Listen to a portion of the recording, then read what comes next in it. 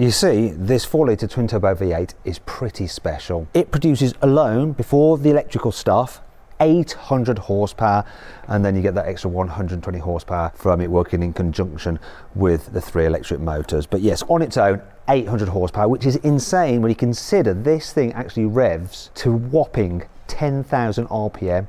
A turbocharged engine that revs that high in a production car, utter madness. Now this thing has huge turbochargers, and obviously that give you loads of lag in the bottom end, and that's where the hybrid system comes in to torque fill. But what's really interesting is they've been able to work a torque curve on this car so it feels like a naturally aspirated engine, that you really have to rev it to get the most out of it, so that it should be scintillating to drive. And this is where the interesting thing comes in. A few days ago, Lamborghini held a press conference with some journalists about the new Temerario and the future of it. The chief technical officer, a chap called Rover Moore, was actually asked, what is the power ceiling of the engine itself, not the whole system, just that engine itself? And I have a quote from him here. He said, "I cannot tell you, but it could be a 4-digit number."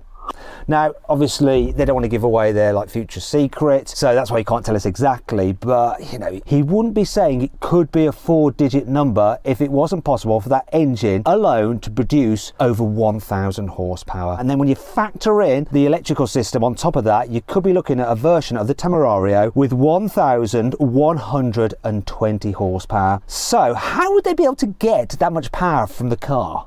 Well, there are a couple of giveaways